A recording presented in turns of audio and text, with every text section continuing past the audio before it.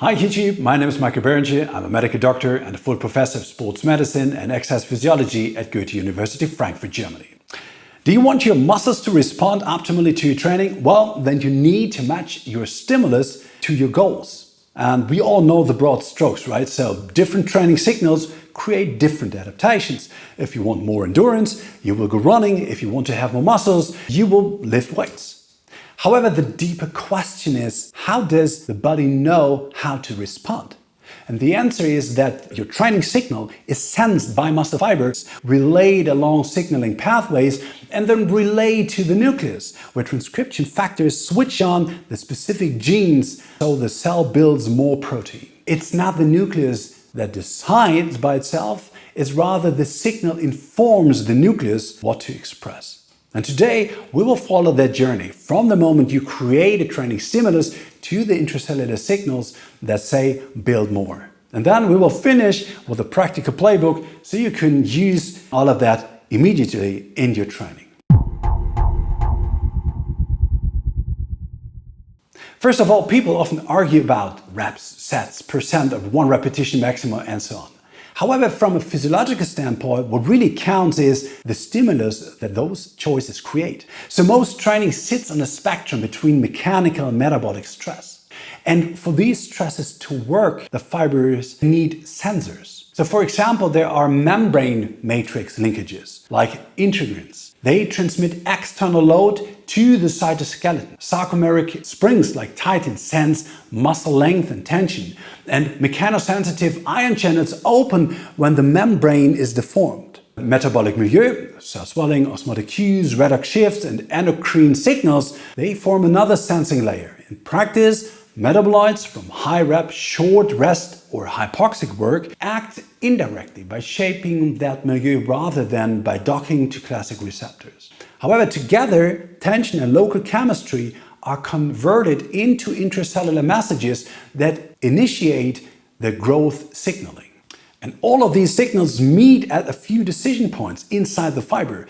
Think of them as switches and dials. The main switch is the protein complex that turns building on. Scientists call it mTORC1, and here we will call it the builder switch. So when the switch is on, the cell speeds up the making of new proteins. Load at the cell membrane triggers a relay called FAK, for example, that helps flip the builder switch.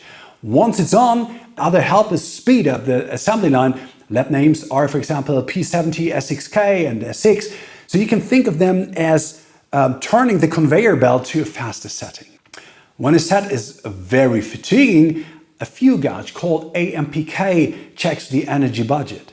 In the short term, it slows building to keep the lights on. Over the longer term, however, it tends to expand the power supply, so there will be more mitochondria, which can make future building of muscles easier. So, though AMPK itself is not a growth switch. And then we have stress sensing routes, often grouped under MAPK. They fine-tune which genes are read, and your muscles also sense short chemical messages, so-called myokines, that coordinate repair and remodeling. So different routes, same effect, they nudge the builder switch and the reading of genes in the nucleus.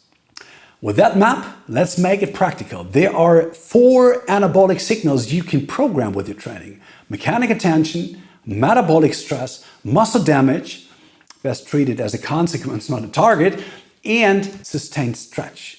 Let's talk about them step by step. First of all, mechanical tension. Mechanical tension is probably the primary lever that you have. However, here's the key update. Across low, moderate, and high loads, about 30 to 100% of your 1RM, muscle growth can be similar when sets are taken to near failure. So the focus shifts from always lift heavy to accumulate effective tension. The lifter or patient can actually tolerate if you want. So in practice, controlled eccentrics and enough time under tension make sure those mechanosensors fire. This flexibility is powerful clinically. When high loads aren't feasible in pre or early rehab, you can still drive hypertrophy with lighter loads, taking near failure. That brings us to metabolic stress. Metabolic stress is the burn that builds. High repetitions and short rests, they drive a metabolite accumulation, cell swelling, redox signaling, and, because fatigue rises, a broader motor unit recruitment. Blood flow restriction, by the way, intensifies this at very low loads by restricting venous outflow, amplifying metabolite pooling and swelling, and producing a strong hypertrophic message when joints or healing tissues can't yet tolerate heavier loading. Importantly, for the net growth balance, a low-load BFR often achieves the stimulus with less mechanical stress. And that brings us to muscle damage. Hard eccentrics or exhaustive volume can disrupt fibers, recruit immune cells, and activate satellite cells. Processes that help with repair and can support remodeling. But damage isn't required for hypertrophy, as we discussed here in this channel. And it becomes a poor predictor of growth as you adapt. So those big early spikes in protein synthesis after brutal session mostly reflect repair, not net hypertrophy. Program for a repeatable stimulus you can recover from, let tension and metabolic stress do the heavy lifting. The most overlooked lever is probably the long length stretch. Holding muscles at long lengths create meaningful tension even without active contraction and can flip on the same factory throttles we just talked about. And you can use this instead of lifting. So the protein factory actually speeds up. However, human studies show that high volume stretching of more than 30 minutes per session can increase muscle size and sometimes strength. So it's not the most time efficient method. But when loading is constrained, immobilization, acute pain, or immediate post-surgery, it's a valuable bridge or add-on until you can load again. Let's put this to work. Start where you are. If you can lift safely, make mechanical tension the backbone of your training. Choose 2 or 3 main lifts, control the lowering phase, and take the last hard set close to failure so the signal is clear. Then, if you want, you can add a brief stress block. At the end, a higher rep set with short rests or 60 to 90 seconds continuous effort. That combines high mechanical tension and metabolic stress in one session without beating up your joints. For periodization, rotate the mix over time. Run a few tension-heavy weeks, moderate to heavy loads, longer rests, then a few metabolic stress weeks, higher reps, shorter rests, or BFR.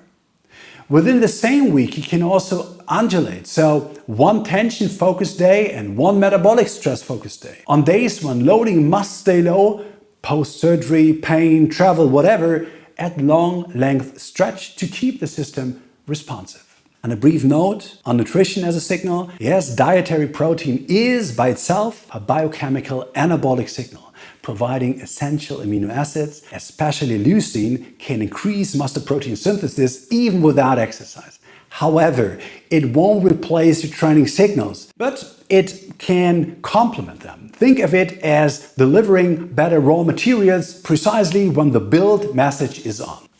So what's the takeaway? You can say you're not locked into one path to hypertrophy. Mechanical tension, metabolic stress, stretch at long lengths, and careful damage management, if you want, give you multiple dials to turn. That opens the door to smarter periodization. Rotate emphasis across blocks, blend signals within a session, and match the stimulus to the athlete, the patient, or simply to how your tissue feel that day. All while sending the same message to the nucleus: build more.